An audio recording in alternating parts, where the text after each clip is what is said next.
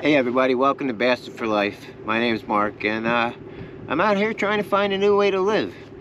We're out fishing on Lake Champlain this morning. I've got like multiple tournaments here, so the more time I can spend here and find spots and techniques that work, the better off I am. And practice helps me become a better angler. It's a part of life. The more you practice things, the better off you get. So, being out here, I'm so happy that I can come out here and do this, It's a simple thing. It's bass fishing.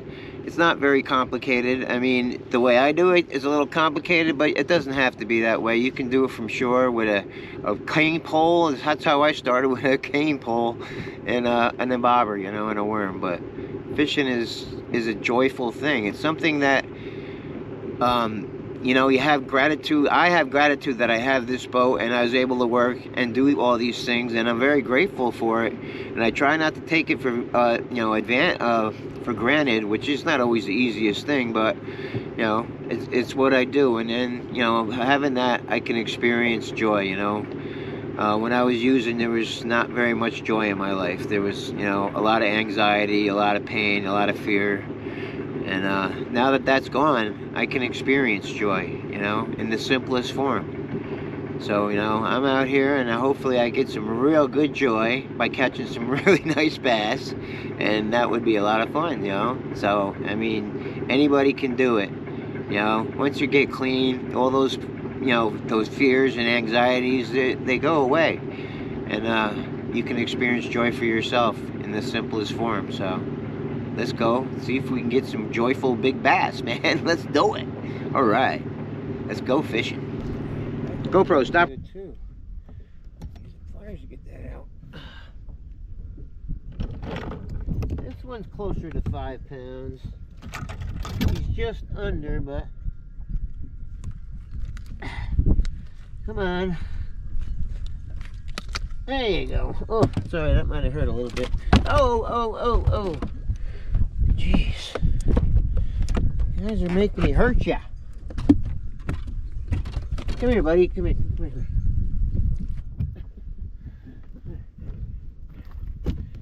God, Mark, you're a freaking wuss. Yeah, kill the fish. All right. This one was on the jig. Tossed it up in a little cove right up in here. And he pretty much took it and ran with it. Oh man, his tail is all bloody. I wonder if they're still spawning. Sure looks like it. It could be. This water's still cold. They spawn. I thought it was a late spawn this year. The temperature of the water is just starting to rise up really now. We've had some real hot, real hot week. So the temperature's actually starting to come up really, right now. So if they're spawning, they're getting done with real soon. All right, that's a nice one.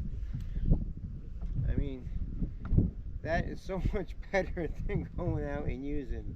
And just the fact that you figured it out, it took a while for me to figure it out, like almost 8 hours, but I figured them out, right?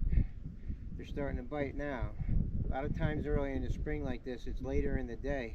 As the water warms up a little bit, they get more active, so they don't always have to start early in the morning. GoPro, stop. Very good. Dang. Okay. Alright, finally got one on the chatterbait. Oh my God, we gotta get him in the boat. Alright, come on, Bubba. Come on, Bubba. You're coming in. Oh, boy. Ooh, there's a nice one. There's a 4.5. Alright. Chatterbait fish. Again, points have been pretty much my thing all day today. Yeah, that's a good 4-pounder. I tossed it up on this point right here, and it's a little rock outcropping that comes out right off into the channel, again right near deep water. Anytime you have like a vertical drop off, it's always a good spot, as the closer the drop off gets to shore, or wherever, this is rocks coming out and then it drops straight off. But spots like that always hold fish. So of course it's on the Evo. half-ounce green pumpkin. All right, let's see if we can get another one. GoPro, stop.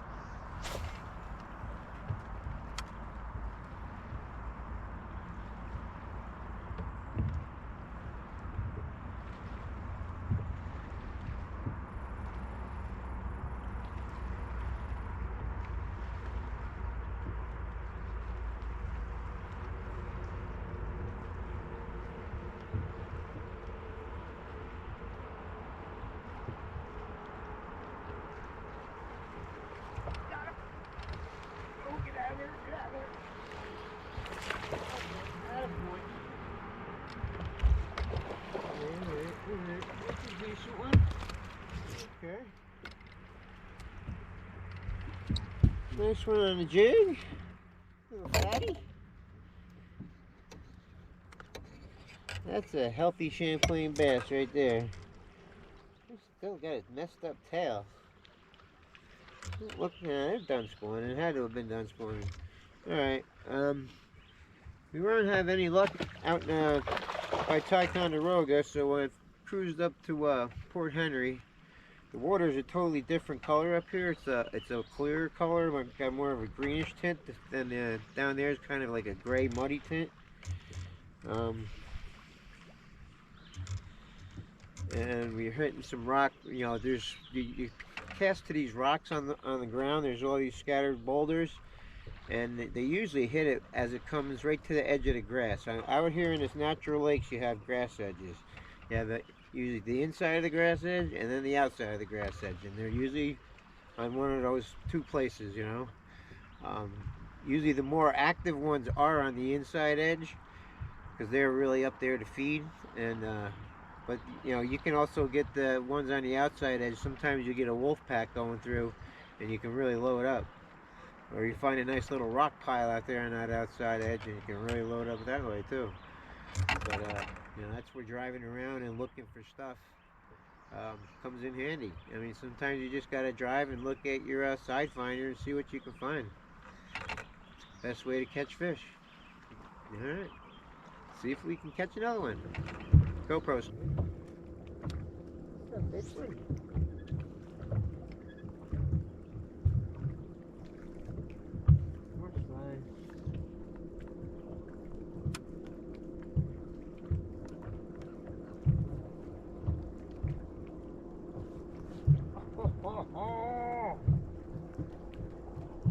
Alright, fellas. Give me what I'm looking for.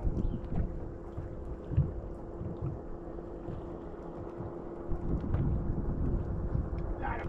Got him that side. Oh, get out of there. Get out of there. Oh, no. Come on. Get out of there. Get out. Oh, he came out. He came out. He came out. Oh, boy. He was hung up in there. Oh, it feels like a nice one, too. Feels like a nice one. Yeah, baby. Yeah, baby. Wow, he was hung up in the tree. Now we got to get him in the boat here. Let's get in the boat, bub. Come on. Attaboy. All right. Nice little 3-pounder, 4-pounder. There was a tree right in front of me here. I could see it. It was, you know, it's on the surface, but oh, come on, you stupid horsefly. He goes under pretty good. Come on, get off of there. He swept pretty good. He wasn't getting off. So he came in. I had him on for a second. Then he got hung up in the tree. I'm like, oh no, what am I gonna do? And when you get hung up in the tree like that and you can't get him out, just keep it tight. Don't keep it so tight that he can't get free, but you know, keep it tight, but let him give a little bit of slack so he can work his way out of there. And 9 times out of 10 they will work their way out from the tree because they don't want to be pinned to the tree either. So you know, it's, you know, a lot of times you will lose them, but you know, a good amount of times you will get them. So that's what I get for fishing a tree. And we're on a point here, but there's fish all over this point, but you know, the one that was biting was right here on this tree. It doesn't look like very much from the top, but underneath it's a pretty big tree. So all right, let's try it again. Let's see. Seems like they're hitting jigs today. All right, sounds good. Yeah, that was an interesting day fishing, guys. In the beginning, things were really tough. I mean, except for the first cast. On the first cast, I hooked into a fish, and he jumped and he got off. And sometimes it seems like if you do that on the first cast, it's like an omen, and you don't catch nothing, for hours after that. And I didn't. I didn't catch nothing for like 4 or 5 hours. And then we slowly started putting things together, and ended up with a decent limit. Nothing huge, no tournament winner, but a decent sized bag to come in with if I was going to weigh it in. But it's coming out here and enjoying the simpler things like this.